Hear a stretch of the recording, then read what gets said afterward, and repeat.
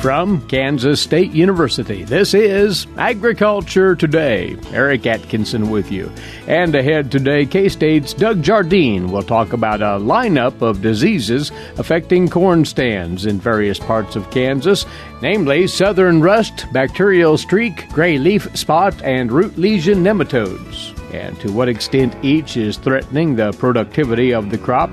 Then, from the Farm Service Agency, Todd Barrows reports that applications are now being taken for the USDA's Wildfire and Hurricanes Indemnity Program, or WIP, which provides compensation to qualifying producers for crop losses due to wildfire last year. He'll cover the application procedure.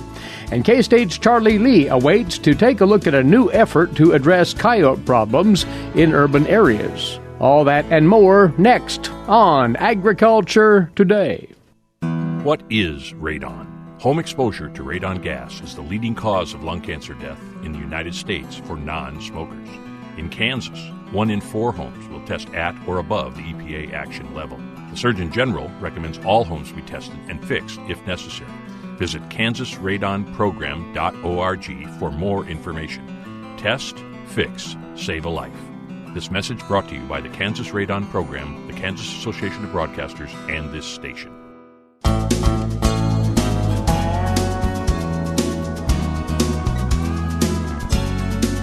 You're listening to the K-State Radio Network and Agriculture Today. Again, welcome.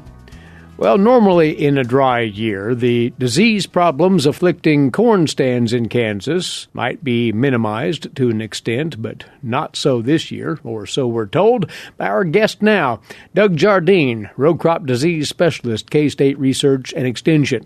Doug brings to our attention today several pathogens at work in Kansas corn currently, the signs of which you growers might be watching out for in the coming days and weeks. And we'll start with one, Doug, that you say is behaving rather out of character as it moves in our direction. What's the story? Right. One of the things I really want to talk about today is southern rust, because we've just had something happen that in the 34 summers I've been in Kansas, I don't ever remember happening.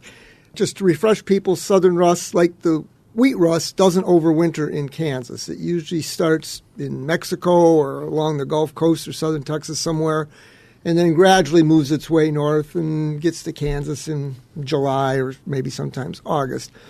And we actually have a national southern corn rust monitoring site on the web. And up until this last week, it has been blank. Down in Georgia, they have what we call sentinel plots. Georgia is almost always the first place in the country we see southern rust, and they have found nothing. And there have been no reports out of Mississippi or Louisiana, 2 other places that we often see it start and then move forward. And so really we've not been worried about it. And then lo and behold, last week there was an unconfirmed report of a southern rust sighting in Vernon County, Missouri. Well, unconfirmed by Monday went to confirmed. And so, it's popped up in the middle of the country. And so it's like a giant leapfrog event. And we can't quite explain it. More importantly, we have an unconfirmed report down in Sumner County. Based on the photo that I saw, I'm pretty sure we're going to be able to confirm it. But when it's that first find of the year, we always like to look at the spores under the microscope to verify that. So why it has been nowhere to the south of us and then shows up in the middle of the country, it has plant pathologists baffled at the moment. And so we're trying to figure that out. But because it's here, we need to talk a little bit about the management of it. What about the severity of it? So in both cases, just trace amounts, very light, both in Missouri and in Sumner County. In Sumner County, I've been in contact with the crop consultant that found it, and she indicated to me that the corn is in milk stage already. And so where we have corn that far advanced and we're at trace levels, certainly I don't think we're going to need to do any management of it. Fungicides should not be considered at this point. And, considering the drought situation in a large part of the state and what the depressed yields are going to be, I don't think anybody, even with a generic product, probably could afford to go out there and spray. Now, having said that, out in western Kansas, where they've gotten more rain and, of course, they have irrigation, the corn is not near as mature, based on what I saw when I was out there a couple weeks ago. There's still a possibility. And so the word out there would be to just scout. and pay attention. And if it shows up, then we'll take a look at where we're at in crop progression and decide on that. So it's a heads up. It's out there, very low levels at the moment. And with the corn crop being 2 or 3 weeks ahead of normal, I don't think we have to worry about anything yet. But we'll keep an eye on it. Stay on the alert for it anyway. Now, again, considering our dryness around Kansas, you are nonetheless picking up some samples of bacterial streak in corn, Doug? Well, of course, we've talked about this relatively new disease. 2016 was the first time it was here. And we have well over 40 counties now identified in Kansas that are positive. And the last week of June, I was in western Kansas, and honest to God, it was epidemic. I mean, any field that was corn on corn or corn with corn residue, at least on the ground, you could find the disease. In some fields, it was strikingly easily to find. And now, within the last week, we've had several fields identified up in the Cloud and Republic County areas that are equally severe. Of course, we still do not know the yield consequence of bacterial streak. At this point, it doesn't matter because there are no bactericides registered in corn, and we know fungicides don't work. We have some research plots in Nebraska and Colorado State this year where they've got side-by-side inoculated and non-inoculated plots. We hope maybe by the end of the year we'll have a feel, is there truly some yield loss? There's kind of testimonial data out in Nebraska that may be up to 30% yield loss, but I think many of my plant pathology friends don't believe it would be quite that high. What we need to do is get a better handle on hybrid tolerance. Right. We definitely know there's differences in hybrids. Hopefully the companies are starting to screen their hybrids, and we'll be able to provide some ratings in the future because, honestly, if it is an economic problem, we're going to treat it like Goss's blight, and it's strictly going to be by which hybrid you pick. So it is out there, actually quite high levels, but again, it's maybe if you have different hybrids on your farm and you can take notes which ones seem to get it more than others and use that to help you choose for next year is probably about the best thing you can do. And because it is so new and there's this learning process concerning it, you want to hear from producers through local agents or otherwise about its presence. And then just remind people, the other thing is that sometimes there can be some confusion between this disease and gray leaf spot in its identification. And so it's important to know which one you have because it's going to determine whether a spray will be beneficial or not. So that's the other important note there. And speaking of which, gray leaf spot is out there as well, although in somewhat limited pressure? So it sort of depends on where you're at. I took a tour through northeast Kansas a week or so ago, and I would say the majority of the fields are pretty much disease-free, especially with regards to gray leaf spot. However, when I got down into the Kansas River Valley and some of our traditional gray leaf spot areas, it was there, and in some fields probably at treatable levels. Now, the thing there is we were June 29th, I think, here in Manhattan. We were at brown silk in a few fields. And so we've mostly passed, in much of eastern Kansas, the point where it's going to be efficacious to put a fungicide out. In some cases, many of the products will no longer be able to meet the pre-harvest interval requirements on them. So I don't think we're going to see a lot of spraying at this point in the eastern part of the state. Again, the western part of the state where they've had more rain and those traditional gray leaf spot areas down in the Greensburg, Kinsley, Pratt area, they should be scouting because it's probably getting pretty close to a time when they would have to make those decisions. So just kind of a heads up there. Now, last time you were here, you mentioned concerns over corn root lesion nematodes, and wanted to get a follow-up from you on that condition and whether or not this is meriting further attention. Right. We, in our Agronomy E-Update newsletter a month or so ago, we put out a note about root lesion nematodes. They were finding them in Nebraska, and so we just kind of passed that information on. And I had an agronomist up in the Donovan County area contact me and said, boy, we've got some fields that look an awful lot like the pictures you had in that newsletter article. And so after some consultation and referring back and forth, I decided to take a trip up there and found these rather large areas of stunted yellow corn in many different fields in the Donovan County area. They had some soil samples that suggested that maybe root lesion nematode was a problem, so we brought back some root samples. As we've talked about in past times, incubating the roots is the best way to determine you have a problem. And the bottom line is at least one of the fields had over 100,000 root lesion nematodes per gram of root. Our nematologist says that's in the top 1% highest levels he's ever seen in the state of Kansas, and he's been here for close to 40 years. So in those spots in the field, we're probably talking 50, 75, almost maybe 100% yield loss in the worst spots. We also know that in some of the areas of the field adjacent to where the visible damage was, the nematode counts were still very high. And so we can expect up there some definite yield loss from root lesion nematode. Now, the problem is we don't have a lot of good control measures. Some of the seed treatment nematicides, sometimes they seem to work, sometimes they don't. Most growers don't have insecticide boxes on their planters anymore, so counter or other similar nematicide products are not really eligible for consideration. Any place where the corn is still stunted and yellow out in that part of the state, that would probably be a good consideration in making a diagnosis. Our final item of the day, soybean cyst nematode. And what are you hearing from the countryside as to that pest? So just briefly, the nematode, we know from historically worst damage comes under hot, dry conditions. Well, guess what? We have had some samples, particularly down in the Barton County area, Great Bend area, that have come in, and they've had some extremely high levels of soybean cyst nematodes on them. Producers should be on the lookout. You know, the problem with cyst nematode is oftentimes there's no symptoms. But where we have stunted yellow beans, that would be a consideration. I mean, on the other hand, with this heat, charcoal rot's going to be appearing before long, which is also going to cause stunted yellow beans. So it's going to make diagnosis a little bit more difficult. But we highly encourage growers to sample soybean fields, maybe now at the end of the season, in the rows after harvest, and get an estimate of their numbers, because we can easily be losing 5 bushels or more per acre without really realizing it. And, you know, with the price of soybeans, I don't think we can afford to lose any bushels per acre. Yeah. And all of this is a good endorsement for making full use of the Plant Disease Diagnostic Laboratory Services here at K-State to assess what's going on in your corn and soybean stands. And Doug, thanks for the run-through right here. We'll have you back soon. All right, we'll keep you posted. He is row crop disease specialist with K-State Research and Extension, Doug Jardine, and you're listening to Agriculture Today.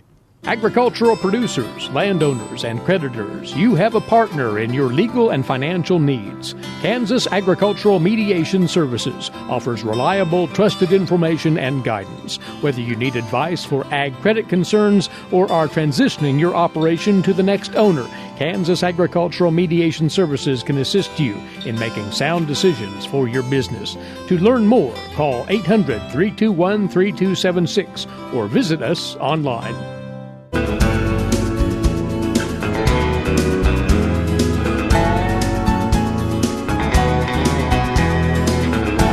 Listening to Agriculture Today. On this segment, the finer details of a program that's been created through the USDA to assist producers who had crop damage done last year by, in this case for Kansas, wildfires. This is the 2017 Wildfires and Hurricanes Indemnity Program that the Farm Service Agency will be managing from here forward. And joining us now from the FSA State Headquarters for Kansas, Program Specialist Todd Barrows. So what is, Todd, the 2017 Wildfires and Hurricanes Indemnity Program? It's known as WHIP for short. Yeah, Eric, it's a ad hoc disaster program. It was included as part of the 2018 Bipartisan Budget Act. There was $2.36 billion that was set aside and made available to the Secretary of Agriculture to provide disaster relief assistance to those producers who were affected by wildfires or hurricanes during the 2017 calendar year.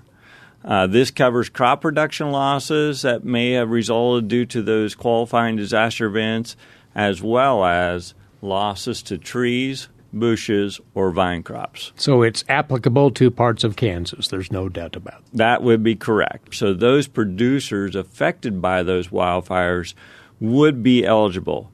The losses must have occurred during the coverage period for that applicable crop. Producers had to have a risk in the production of the crop through an ownership share in the crop in order to be eligible. Just so producers are aware, because of the nature of a wildfire, those determinations of eligibility will be done individually on a case-by-case basis by the local county committees for their representative or administrative county offices. Ground rules have been set as far as crop eligibility here, and let's lend some specifics to that. Which crops will, in fact, be covered, if you will, under this program? Yeah, Eric, and just general eligibility rules. Crops that are insurable through multi-peril crop insurance and or NAP coverage are eligible under this program. Now, keep in mind, in the program, there is a linkage requirement, meaning all producers who request and are approved and receive a WIP benefit will be obligated to obtain multi-peril crop insurance policy or a NAP insurance policy equal to 6,100 coverage level for the first 2 consecutive available crop years after which disbursement of payment is received by the producer. So you have to make that commitment. That is correct. Coverage there if you're qualifying for a WIP payment. Now, on the other side of the coin, there are crops that will not be eligible for this program. Yeah, we want to be very specific on what was not eligible. And so, first of all, crop losses or a wildfire that occurred outside of an insurance coverage period for that crop is not acceptable, or that is not a qualifying loss. Second of all, grazing crops or crops that had an intended use of grazing at the time they were reported to FSA on an acreage report for the 2017 crop year, those as well would not be eligible under the WIP program because there's other federal programs that would cover that loss, that type of loss. Uninsurable crops are not eligible for WIP, or crops that a producer cannot insure through a multi-peril policy or have NAP coverage, then that crop is not covered under the WIP program. WIP also does not pay for restoration of any damaged crop due to a wildfire or hurricane, and WIP does not pay from lost inventory from a qualifying disaster event. In this case, it would be a wildfire in Kansas. In other words, if the crop is harvested and then burns up due to the wildfire, that harvested inventory is not covered in the WIP program. And again, because there's other avenues of federal programs that there could be benefits for that would cover that type of loss. So again, it has to have been a standing crop to qualify there. That is correct. It had to be a standing crop, not harvested yet. Well, the payment structure under this program, Todd, how will those payouts be calculated? What criteria will be followed there? The payment calculation itself is relatively simple.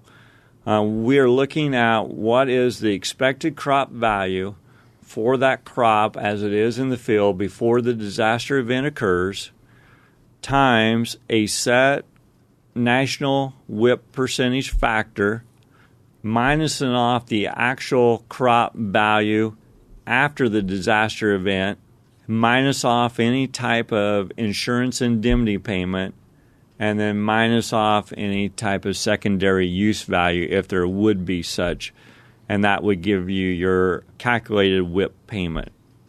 Qualifying producers will receive an initial payment equal to 50% of their calculated WIP benefit, and then a final payment will be issued at the end of sign-up once all applications are received and reviewed, and there can be a determination made whether or not there would need to be a future payment factor. At this point, we don't believe there will be an additional payment factor. We believe there's enough money to cover all losses. However, because we are sitting with a set dollar amount, we can't overspend that at $2.36 billion. There is a payment limitation for individual producers as well here? Yeah, there is a payment limitation that will be applicable not only for individual producers but also for entities such as a corporation, an LLC, or a trust, or an estate. And the gist of it is all producers that are eligible for WIP benefit automatically receive a $125,000 payment limitation. Now, in the direction of the Secretary and wanting to get benefits to producers who actually are hands-on farmers, if they can meet what we call a 75% rule, there is an exception to the $125,000 payment limit and allows for a $900,000 payment limitation. Now, to be eligible for that, again, we call it an exception to this, under the 75% rule, where it requires a CPA or an attorney certification, but if a producer can show 75% of their 3-year average adjusted gross income for taxable years 2013, 2014, and 2015 is derived from farming, ranching, or forestry, they can qualify for a $900,000 payment limitation.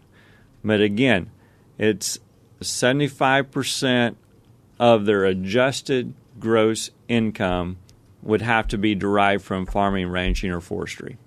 So when producers go in, what do they need to have in hand to be able to enroll in the WIP?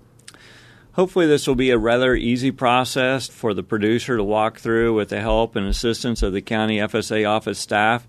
But producers must have an acreage report on file for the crop for which was affected by the wildfire during the 2017 program year. They also must be able to show verifiable and or reliable production records for that affected crop, and that would be by the crop type, the practice, the intended use, and the acres. So let's explain that just a little bit, Eric. Yeah. When we talk about crop, we're talking, for example, sorghum forage. When we're talking about crop type, that may be a Sudan or a Sudex or something of that nature. Practice would be either irrigated or non-irrigated, and then intended use, again, would be for forage or to harvest it for hay production. Producers will be expected to complete a notice of loss, if not already on file, with crop insurance or NAP records. But if it's already on file, we can just pull that information forward. Keep in mind, for insured or NAP-covered crops, most of the information can be pulled from previous documents already on file with either their crop insurance agent and company or with FSA through the NAP program. So to sum this up, Todd, those producers who were adversely affected by wildfire, again, in the 2017 calendar year, that's important, they can stop over at their local FSA office and pursue this eligibility if they are so inclined, right? That is correct, and that's a very key point. You have to have a qualifying disaster event, and for Kansas, that would be a 2017 calendar year wildfire. And again, if producers have specific questions relating to their individual farming operations, they can get more details from their local FSA staff. It's called the 2017 Wildfires and Hurricanes Indemnity Program, or WIP for short, through the USDA. And Todd, thank you for the details. We appreciate it. Thanks, Eric. It's always a joy to stop by and visit with you about what's going on in Kansas agriculture.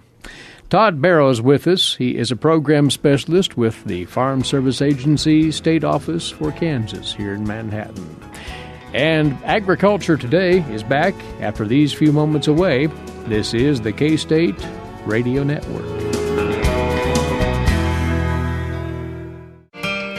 Hamburgers, roast, ribs, steak, or whatever you prefer. Beef, it's what's for dinner. Kansas cattle farmers produce 7.5 million head of cattle per year. It takes about 7 tablespoons of peanut butter to get the same amount of protein in 1 serving of lean beef.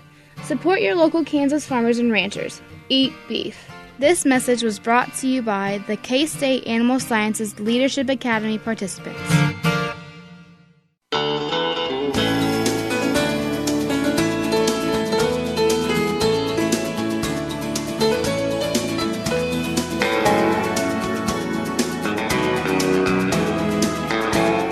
You're tuned in to Agriculture Today, coming to you from the campus of Kansas State University. Eric Atkinson here, and now to today's agricultural news headlines for you, courtesy in part of DTN.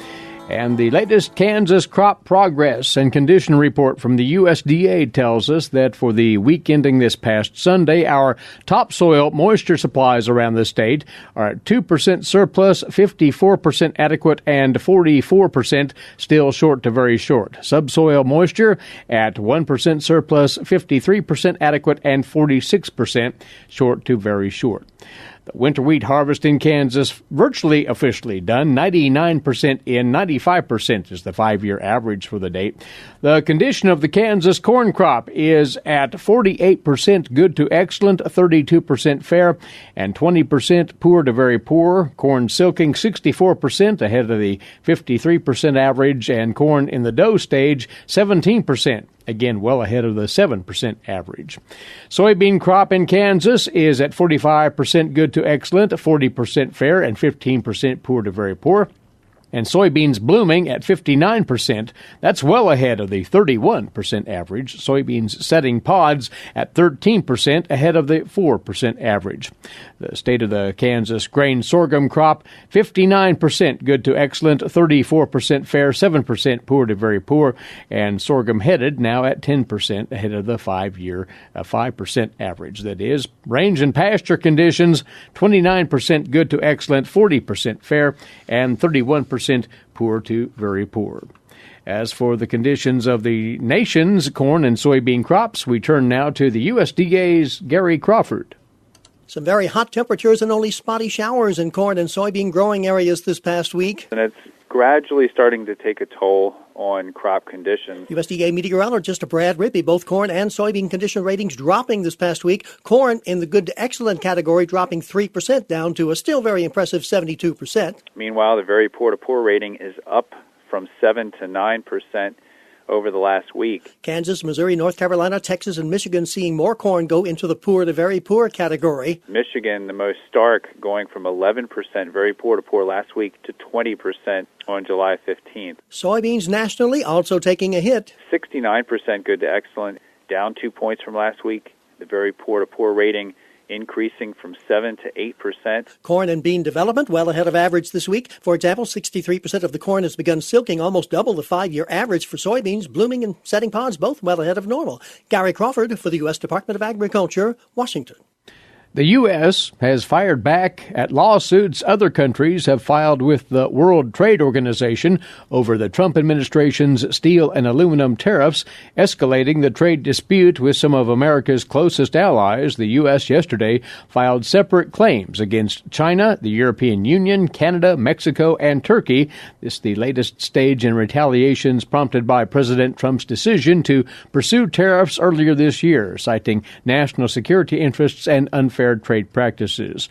U.S. Trade Representative Robert Lighthizer office said that the other countries' retaliatory tariffs appear to breach commitments made by WTO members, and added that the tariffs imposed by the U.S., quoting here, are justified under international trade agreements the U.S. and its trading partners have approved. Coming your way now on Agriculture Today, this week's edition of Milk Lines. Here's K-State dairy specialist Mike Brouk. Mike? Today I went to visit with our Kansas dairy farmers with some thoughts about harvesting drought-stricken corn for corn silage. Some things that you probably need to keep in mind as you start looking at fields and making decisions about whether or not you're going to harvest this crop simply as forage. In part of our state, we've got a severe drought, and in many cases it looks like the corn yields will be somewhere between very little and none as far as grain. However, they could be harvested for forage to feed some of our livestock over the winter. So what are some things that I think you need to keep in mind? Well, number one, tonnage is obviously going to be way down. So when we look at what those fields might be worth to us as a dairy farmer or cattle producer, keep in mind that you're harvesting something that's not going to have a lot of grain, if any, and also that the tonnage is going to be very low. So you need to take that into account as you price those forages if you're purchasing them. Second thing, because the tonnage is low, you need to think about the harvesting cost. You know, a lot of our custom harvesters probably will look at those fields and they will quote you a per acre price rather than a per ton price. So if that's the case, they're just trying to be fair to themselves because their cost of running over an acre is likely very similar, whether there's 6 ton to the acre or whether there's 12 or 14 ton to the acre. And in many cases, this drought-stricken corn silage, particularly if it's severe, may be only 6 or 7 tons, and even in some cases, even less than that. So those costs, if you're looking at cost per ton of forage harvested, will likely go up as the tonnage yield goes down. But again, the cost to the custom operator is much the same whether we have yield out there or not. So once you get past some of those things, some other things that you need to think about would be, number one, nitrate levels. Again, in many cases, probably this isn't going to be an issue, but the real danger is if we would get some rain here right before we harvest. If we get substantial rain, generally what happens is those plants will take up a significant amount of nitrogen as a response to the rain. If we wait about 5 to 7 days before we start harvest or continue with harvest, those levels generally drop. So that's one thing that you can keep in mind if we do get significant rain prior to harvest. The other thing that you need to think about is some of you may want to check for those nitrate levels before you start chopping. If you do, you want to remember to harvest the lower portion of the plant, say the bottom foot of the plant, and only send that into the lab for analysis. Nitrates concentrate in the lower portion of the plant, so if we're just looking for a problem, probably best just to sample the lower foot of the plant to determine that. The other thing to keep in mind is even if you find some nitrates in there, if you're going to put this crop up as a silage crop, much of the nitrate may be lost in the fermentation process that the silage goes through. There's not a guarantee that that will happen, but generally we lose about 50% of whatever the level might be. So if you're going to harvest it anyway, regardless, you might as well wait and maybe do your sampling after it is actually ensiled and then figure out what level of that would be safe to feed your animals. Keeping in mind that we can use dilution as the solution with nitrates when feeding many classes of ruminant animals, and we just have to limit the amount of that particular feed that they get in order for it to be safe for the animals. This is Mike Brouk with K-State Research and Extension, encouraging our dairy farmers to think about whether or not they can use some of this drought-stricken corn as corn silage to feed their animals in the next 12 to 18 months. All right, Mike, many thanks. We'll chat once again with K-State's Charlie Lee next on Agriculture Today. While many people know hunger is an issue in developing countries, it is also a problem in our own backyards. In 2010, 1 in 7 Kansans struggled to put adequate food on the table. 2 K-State Research and Extension programs are tackling this problem. The Family Nutrition Program and Expanded Food and Nutrition Education Program reach thousands of Kansans in more than 70 counties. They learn how to eat healthy with a low budget. For more information about these programs, visit ksre.ksu.edu.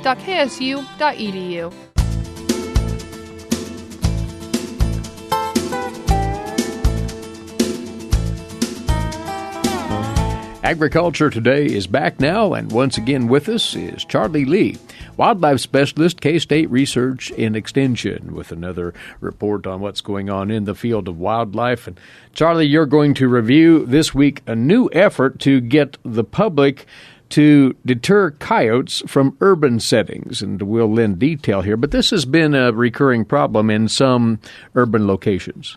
Yes, and this is not just a problem that occurs in Chicago or Denver or New York City. Problems with coyotes in urban areas have been increasing in Kansas as well. I've got numerous complaints from several different communities about coyotes, and we always struggle on methods to deal with an animal that's highly adaptable. They're a generalist, and it seems more and more problems are occurring because coyotes are finding communities to be a refuge where they're not able to be hazed or harassed. Consequently, they lose their fear of humans, and some people are concerned that they may be attacked because the coyotes don't no longer run from them. So this was a study that was done in the Denver metropolitan area, where they've been dealing with urban coyote problems for quite a few years. And it was a study to get the community involved in helping train coyotes by hazing them to instill fear back in the coyotes, negative interaction when they come in close contact with people. They set up some definitions of what constituted hazing. Their main definition was hazing would be a deliberate negative conditioning, and that would be using immediate use of deterrence or a negative stimulus to get the coyote to leave the area or move away from the person. Groups of residents at the community level would be conducting these hazing activities, and it would not be harassment. Harassment is, in Colorado, would be an unlawful activity when you endanger or annoy, pursue, or disturb wildlife. So it was a different approach than harassment. This was hazing, and the wildlife agencies in that state recommend hazing, but they do not allow harassment. So there's a kind of a fine line between what those are, but one is legal in that state and one is not. What methods then were approved for this practice? Well, generally there was to use a loud voice and yell at the coyote. There were also escalating scale of other activities, which could include throwing things at the animal, the use of noisemakers. Those were the types of behaviors that were suggested to be used. So it was voice, noise, and then approaching the animal to try to get the animal to turn and leave away. They asked the citizen scientists to record the coyote's behavior after the hazing program. They wanted to know the coyote's response, and they gave that a scale ranking from a number 1 would mean the coyote would continue to come closer to the individual, to a -4 when the coyote would flee the area. They actually had 739 observations of coyotes that were reported to them through that time period, and only 13% of those, though, involved a person hazing the animal. So that tells me there are a lot of people that see the coyotes, but there's no negative interaction, and I think that's probably true in most communities. There are a lot of coyotes living in suburban, urban areas, and basically there are very few negative interactions. So again, the participants did record the coyote responses to these hazing tactics, and the study did report those numbers?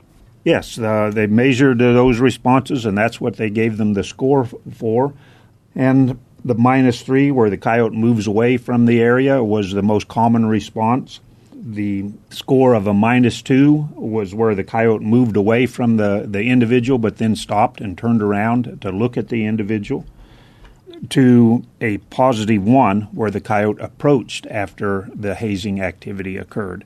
That only occurred in a few instances, and in those instances a domestic dog was present. So they ranked coyote responses. Some things that were apparent was the coyote response with a domestic dog being present altered the coyote's behavior, and they were much more likely to interact and approach closer to the individuals when the individual was walking with a dog in the immediate area. Probably the more important takeaway from this, though, is that participation on the part of the public was a bit on the thin side, Charlie? Well, there were a lot of volunteers that indicated they would do the hazing activities, but when it came down to actually conducting the hazing activities, the effort was lacking. I think most of them thought that it was a good idea, but were unwilling to take the steps that were necessary to do the hazing in and of itself. So it tells me that probably a little more education is necessary to show that there are not enough public officials out there to conduct this kind of activity when coyotes are in urban areas. They're somewhat elusive. They're not something that you see on a regular basis, and that if the public doesn't get involved, the problem will probably continue. Was informative in that some of the activities where the coyote actually approached the individual after the hazing attempt was that there was also coyotes that were protecting a den site. So I think we can understand that that's probably an area that perhaps we want to avoid, And just by avoiding that area for a short period of time, then hazing would not be necessary. The other thing was that many of the incidents where the coyote continued to approach the individual were done by one single coyote, and then that coyote was then removed with lethal means. So I think hazing has some application, but keep in mind that there are other techniques that may be difficult, if not illegal, to accomplish in an urban environment, but may also provide options that weren't looked at in this particular study. And again, talking here about an effort taking place recently in the Denver metro area. Once again, attempting to enlist the public in hazing coyotes from urban settings. And Charlie, thanks for the overview of this, as always. Charlie Lee, Wildlife Specialist, K-State Research and Extension. That draws our Thursday edition to a close, and we appreciate you tuning in. Hope you'll rejoin us right here tomorrow at this same time. Until then, Eric Atkinson here for Agriculture Today. This is the K-State Radio Network.